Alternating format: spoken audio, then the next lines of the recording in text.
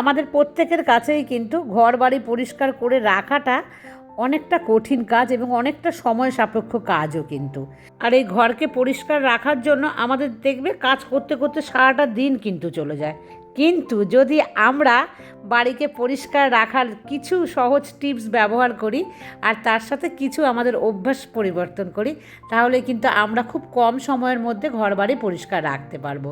তো বন্ধুরা, আমি তোমাদের সাথে খুব সহজ কতগুলো স্মার্ট টিপস শেয়ার করব, যার ফলে তোমাদের বাড়িও থাকবে কম সময়ের মধ্যে পরিষ্কার এবং গোছানো। তো 1 নম্বর টিপস আমি তোমাদেরকে বলছি, প্রত্যেক দিন আমরা ঘুরিয়ে ফিরিয়ে কিন্তু ঘর পরিষ্কার করব। একসাথে অনেকগুলো ঘর নিলে কিন্তু আমরা পারবো না, মানে যাদের হাউস হেল্পার নেই। যাদের হাউস হেল্পার আছে তারা প্রত্যেকটা ঘর করাবে, কিংবা তারা প্রত্যেক ঘর না করলেও হাউস হেল্পার এক ঘর করলে ঘুরিয়ে আমরা আর এক ঘর করব। আর যাদের নেই তারা কিন্তু একটা করেই ঘরই ধরবে, আর আদার্স অন্য ঘরগুলো তোমরা জাস্ট ঝাড়ু দিয়ে রেখে দেবে। সেখানে বেশি কিন্তু কাজ করার দরকার নেই, বেশি কাজ সকালবেলা নিলেই এনার্জি কিন্তু ওখানেই লস হয়ে যাবে, পুরো বাড়ির কাজ কিন্তু তোমরা তখন শুরু করতে পারবে না। তো এই একটা ঘরকেই কিন্তু আমি ঝাড়ু দিয়ে হালকার ওপরে ফার্নিচার মুছে ভালোভাবে কিন্তু আমি ঘরটাকে মুছে নিলাম। তো এরকম করে অল্প অল্প করে ফার্নিচারও ধরবে। সেকেন্ড টিপসটা হলো, এই যে আমি আজকে ঠিক করেছি যে ফ্রিজের সবজির যে বাস্কেটটা এটা আমি পরিষ্কার করবো। এটা আমার জন্য অনেকটা কঠিন কাজ। তো পুরো ফ্রিজ আমি আজকে পরিষ্কার করব না, হালকার ওপরে কাজ করব। সেই কারণে কিন্তু আমি বাস্কেটটা নিয়ে চলে এসেছি এখানে। আর আমার বাস্কেট অনেক বড়, আর বাস্কেটের মধ্যে যে আমি সবজি রাখি, আমি কিন্তু যে কাপড়গুলো দিয়ে ধুই সেগুলোকেও সপ্তাহে সপ্তাহে কিন্তু একবার করে ধুয়ে নেবে। আর প্রত্যেক সপ্তাহে, মানে যারা সাপ্তাহিক বাজার করো তাদের জন্য বলছি, এরকম এক সপ্তাহে যদি একবার করে এই বাস্কেটটা পরিষ্কার করো আর ওই কাপড়গুলো পরিষ্কার করো, তোমার ফ্রিজে দেখবে গন্ধ কম হবে। তো এই টিপসটা কিন্তু অবশ্যই তোমরা করার চেষ্টা করো, কারণ এটা প্রত্যেক দিন করা সম্ভব নয়। আর যদি সপ্তাহে নাও পারো তাহলে কিন্তু অন্তত তোমরা মাসে 2বার কিন্তু এই সবজির বাস্কেট পরিষ্কার করবে। তোমাদের ফ্রিজ অনেক ভালো থাকবে। রেগুলার মানে সপ্তাহে বা মাসে তোমাদের ফ্রিজ পরিষ্কার না করলেও চলবে, এই বাস্কেট থেকেও কিন্তু সবজি থেকে প্রচুর পরিমাণে জার্মও হয়, আর ভীষণ একটা বাজে স্মেলও কিন্তু আসে। স্বপ্না আমার কাছে জানতে চেয়েছিল আমার হাজব্যান্ড আমার ভিডিও দেখে কি না। হ্যাঁ স্বপ্না আমার ভিডিও দেখে, তবে এখন ইদানিং মানে 2-1 দিন ও ঠিক করে দেখতে পাচ্ছে না, যেহেতু ইলেকশন ডিউটিতে আছে, খুব ব্যস্ত। তাছাড়া ও কিন্তু দেখে। আর তুমি আমাকে যে কমেন্টস করেছিলে না ডক্টর দেখানোর বিষয়ে, যে তাড়াতাড়ি দেখানোর, সেটাও কিন্তু আমি ওকে যেন স্ক্রিনশট তুলে পাঠিয়েছিলাম যে একটুখানি দেখো। তো কমেন্টস দেখার সময় হয় না, চোখের একটু প্রবলেমও আছে। ও বলেছে তাড়াতাড়ি ছুটি নিয়েই আসবেন, আর না হলে যেভাবে হোক ম্যানেজ করে হলেও ও কিন্তু দেখাবে। আর আমি বলেছি যে সবাই আমাকে বলছে কিন্তু দেরি আর করা যাবে না। ও বললো ঠিক আছে, আমি বাড়ি যাওয়ারই চেষ্টা করব। আর এই দেখো বন্ধুরা, ওটা ধুয়ে দিয়ে এসেছি কাপড়গুলো, তারপর ওটা উপর করে দিলাম। দিয়ে দেখো এবার আমার হচ্ছে 3 নম্বর, আমি এবার চললাম কোথায় বলো। দেখো ব্যস্ত সংসার জীবন, একা থাকি, সবই করতে হবে। আমি কিন্তু ঝটপট ঠাকুরকেও দিয়ে দিয়েছি, তারপরে রেডি হয়ে এখন আমি যাব হচ্ছে বাজারে। তো এই কাজগুলোও তো আমাদেরকে করতে হয়, সেই কারণে কিন্তু দেখো আমি অনেক ব্যস্ত, একটুও কিন্তু সময় পাই না। মানে টুকটুক টুকটুক করে আমি সমস্ত কাজ করতে থাকি, আর তারপরে তো আমার বাইরের কাজও কিছু থাকেই থাকে। এই দেখো আমি যাচ্ছি এখন হচ্ছে বাজারে, মাছ নেই একটুও ঘরে, তো সেই জন্যই কিন্তু বাজারে যাওয়া। আর তনুশ্রী কাল বলেছে যে ও ঝিঙে আলু আর বেগুন দিয়ে ট্যাংরা মাছ করেছে, ওটা আমার ভীষণ লোভ লেগে গেছে। কিন্তু আমার কাতলা মাছের লোভ নেই, তোমরা জানো আমি কাতলা মাছ খেতে একদমই ভালোবাসি না। তোমরা দেখবে আমি কাতলা মাছ একদম কিনি না, কেন যেন আমার ভালো লাগে না। আর এই দেখো বিল্ডিংটা বাঁদিকে, এটা হচ্ছে মেয়ের স্কুল। পেছনের দিকটা আরও লম্বা আছে, আমি আর এক ঝলক দেখালে বুঝতে পারতে। মেয়ের স্কুলের গেটটা দেখাই না কত ছোট, আর পেছন দিকটা কিন্তু অনেক বড়, মানে অনেক বড় বিল্ডিং। যাই হোক আরেকদিন তোমাদেরকে দেখিয়ে দেবো। ঝটপট কিছু আগে সবজি নিয়ে নিচ্ছি।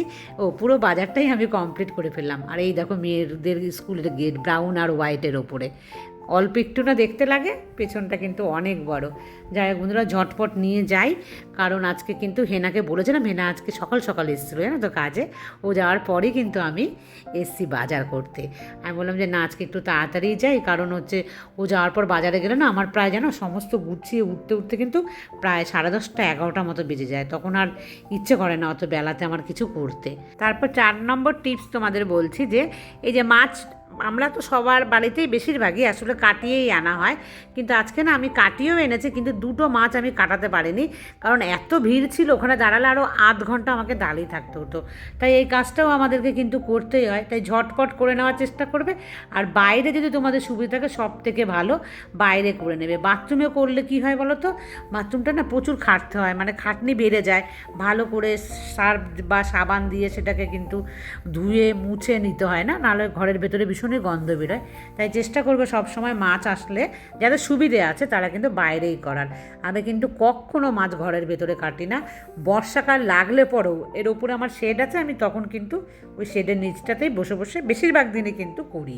আর মাছ আনলে তো মাছকে গুছিয়ে সাজিয়ে সব সময় কিন্তু আমরা ঝটপট করে ফেলার চেষ্টা করি। মাছ আনলে কিন্তু বেশিক্ষণ মানে বাইরে ফেলে রাখবে না, সাথে সাথে করলে মাছটা যদি আমরা ফ্রিজে তুলে দিই না তাহলে কিন্তু মাছটা ভালো থাকে। তো দেখো আমি সমস্ত মাছ ধুয়ে নিচ থেকে একদম নিয়ে চলে এসেছি। এটা মাছের ডিম, রুই মাছের ডিম কিনেছি, অনেক দিন পরে ইচ্ছে হলো, মেয়ে ভীষণ ভালোবাসে, তো মেয়ের কথাই মনে পড়ছে। আর আমি না মাছের ডিম খেলে খুব একটা সহ্য করতে পারি না, কিন্তু তবু আজকে লোভ হলো তো নিয়ে আসলাম। দেখো 4 রকম এনেছি, এনে কিন্তু এরকম 4টে টিফিন বক্সে আলাদা করে ঝটপট একদম যা খাবে নামিয়ে রাখবে, আর বাদ বাকিটা কিন্তু ফ্রিজে তুলে দেবে, মানে দেরি করবে না। আর 5 নাম্বার হলো, কিছু জামাকাপড় আমরা রেগুলার বেসিকে কাছাকাছি করবই, অল্প অল্প করে হলেও কিন্তু কাচবো, জমিয়ে রাখবে না। জমিয়ে রাখলে খুব মুশকিল, হঠাৎ করে যে বাড়িতে লোকজন আসে তাহলে কিন্তু আরও মুশকিল, ওই জামাকাপড় জমে যায়। যারা ওয়াশিং মেশিনে দেওয়ার দিয়ে দেবে, আর যারা হাতে কাচার হয় কেচে নেবে। অল্প অল্প করে কাচলে শরীরের ওপরে প্রেশারও পড়ে না, আর ঘরের ভেতরে জামা কাপড় ডাই হয়ে কিন্তু জমেও থাকে না। আর জামা কাপড় একসাথে অনেকটা জমে গেলে কিন্তু জানো ঘরে জীবাণুর কিন্তু বাসা হয় জামা কাপড়ের নোংরা থেকে, আর তার উপরে ঘরের যে একটা অমঙ্গল সেটাও কিন্তু হয়। আমি নিজেই হাতেই দেখো সমস্ত কাছাকাছি পছন্দ করি বলে কিন্তু অনেকটা আজকে কাছাকাছি আমার জমে গেছে। আর আমার কাজকর্ম দেখে সুমিতা আমাকে বলেছে, আর পালোয়ানি করছো না তো? না বন্ধু, আমি একদমই কিন্তু পালোয়ানি করছি না। আমি যতটুখানি আমার শরীর নিচ্ছে আমি ততটুখানি কিন্তু করার চেষ্টা করছি। আর ভুলেও কিন্তু আমি জলের ওই কাজটা একদমই করছি না, তোমরা দেখতেই পাচ্ছ। আর সুমিতা বলেছে যে সামনের বছর ও আমাদের এখানে বারোদোল মেলা দেখতে আসবে। তো ঠিক আছে বন্ধু, অপেক্ষায় থাকলাম, যদি আসো তো আমার সাথে কিন্তু অবশ্যই দেখা করো। অনেক অনেক ভালোবাসা রইল। দেখো জামাকাপড় কেচে কিন্তু আমি ঝটপট সমস্ত কিন্তু মেলে দিলাম। তারপর 6 নম্বর টিপসটা বলছি তোমাদেরকে। যদি গাছপালা এরকম তোমাদের ছাদে থাকে তাহলে তো সুবিধে, জামা কাপড় মেললে সাথে সাথে দিয়ে দিলে, বা যদি নিচে থাকে তো 5-7 মিনিট সময় বার করে সাথে সাথে জলটা দিয়ে দেবে। তারপর 7 নম্বর টিপসটা দেখো, আমি বাজার থেকে যা এনেছি আমি চেষ্টা করব দিনের বেলায় কিন্তু এই সমস্ত কাজগুলোকে গুছিয়ে নিতে। যা যা সবজি এনেছি এটা আমি করি, তোমরাও আশা করি করো। তো যেগুলো মানে ধোয়া যায় সবজি সেগুলো আমি ধুয়ে নিই। এই সজনে ডাঁটাকে কী করি বলো তো, জলে চুবোনো যায় না, এত বড় না, সে কারণে কাপড় দিয়ে, পরিষ্কার কাপড় দিয়ে ভালোভাবে ডলে ডলে কিন্তু আমি ওগুলোকে পরিষ্কার করে নিলাম। আর বাদ বাকি যে সবজিগুলো আছে সেগুলোকে কী করি, বেশ কয়েকবার করে কিন্তু আমি এরকম উল্টে পাল্টে ভালোভাবে ধুয়ে নিয়ে বেশ কিছুক্ষণ কিন্তু আমি জলের মধ্যে চুবিয়ে রাখি। তো তোমরাও এরকমভাবেই কিন্তু করবে। তো তারপর আমি তো এখানে দিই, আমি অন্য কোথাও দিন, এটা আমার সুবিধে হয়, তো সেই জায়গাটাতেও কিন্তু আমি একটুখানি এইভাবে পরিষ্কার করে নিই। আর তারপরে ধরো 10 মিনিট মতো রাখি, বেশি রাখি না আমি, বেশিক্ষণ রাখলে আবার কিন্তু সবজির মধ্যে জল ভাব ঢুকে গেলে কিন্তু সেটা খেতে ভালো লাগবে না সেই সবজিগুলোকে। তো খুব ভালোভাবে জল ঝরিয়ে নিয়ে আমি কিন্তু সাথে সাথে ওগুলোকে মেলে দেবো। তোমরা চাইলে কোনো কাপড় পেতে তার উপরেও দিতে পারো। দেখ আমি আর কাপড় পেতে দিই না, আমি এইভাবেই দিয়ে দিই। তো বেশ অনেকক্ষণ মানে বেশ উল্টে পাল্টে দিতে হবে কয়েকবার, তাহলে কিন্তু তাড়াতাড়ি শুকিয়ে যায়। তো আমি কিন্তু এটা এইভাবে করি প্রত্যেকবার সবজি আনার পর, সাথে সাথে যদি করো তো খুব ভালো।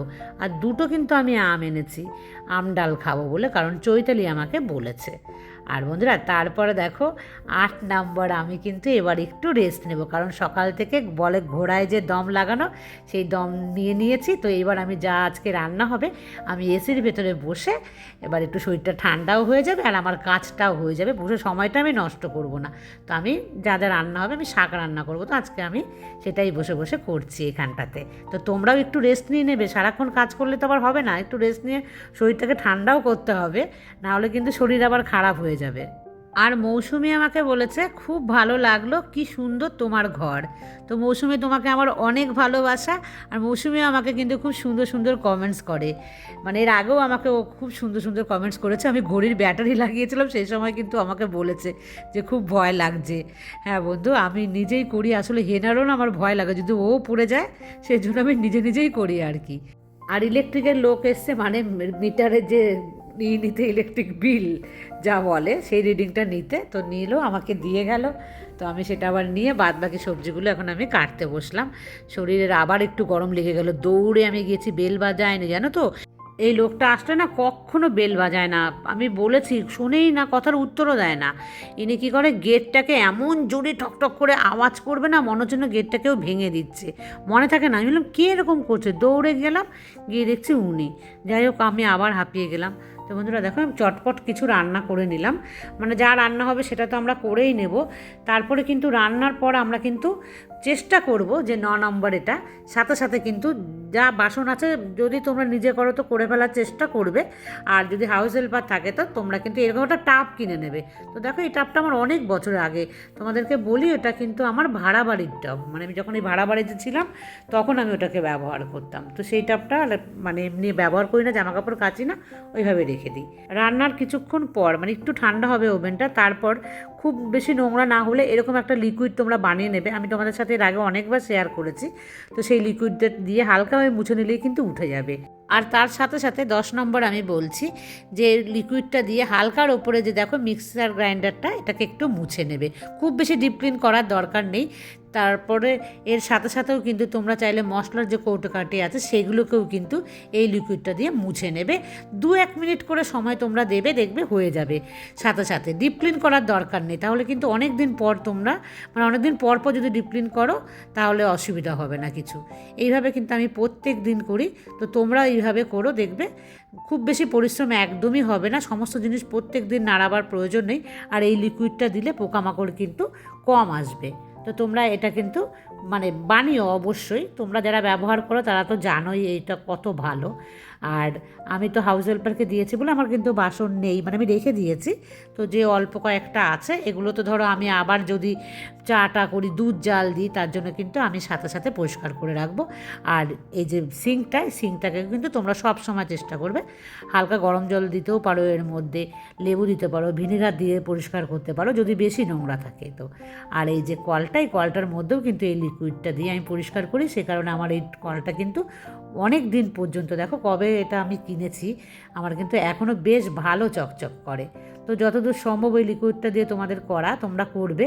খুব বেশি দামি লিকুইড কিন্তু কখনও কিনবে না, এরকম ঘরোয়াভাবে বানাবে বা ইউটিউবে সার্চ করে এরকম প্রচুর লিকুইড কিন্তু তোমরা পেয়ে যাবে। আর তার সাথে সাথে কিচেনে যে ফ্লোরে হাঁটাচলা হয় সেখানটাতে অল্প একটু ঝাড়ু দিয়ে দেবে, আর ওই অল্প একটু জায়গাতেই তোমরা পারলে মুছে নেবে। আর হাত দিয়ে কেউ মোছার চেষ্টা করো না, হাত দিয়ে মুছতে গেলে কোমরে চোট লাগতে পারে, বুকে চোট লাগতে পারে।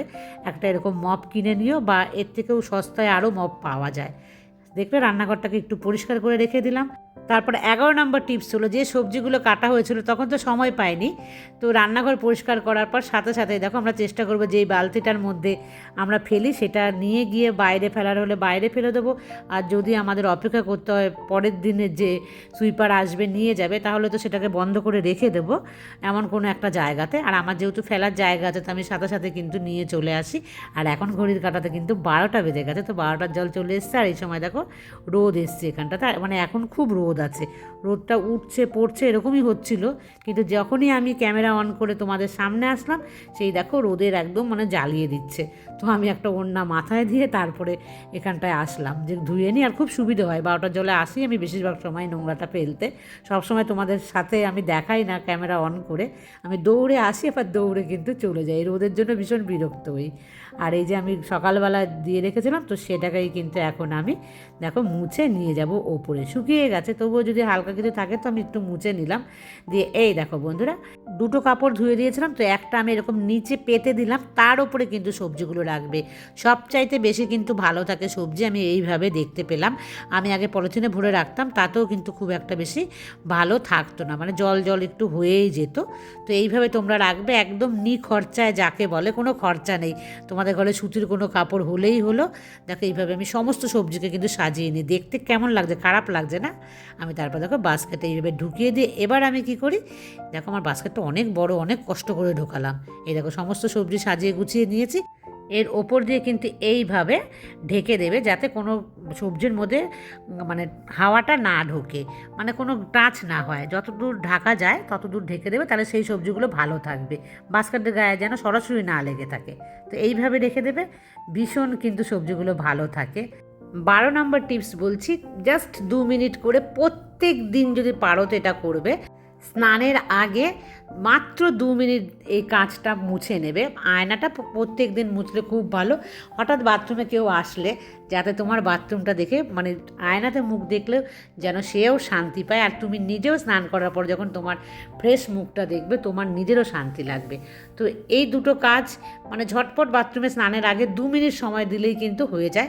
তো এটা কিন্তু তোমরা অবশ্যই মনে করে করো, এতে কিন্তু বাথরুমের শোভাটা অনেকটা বৃদ্ধি পায়।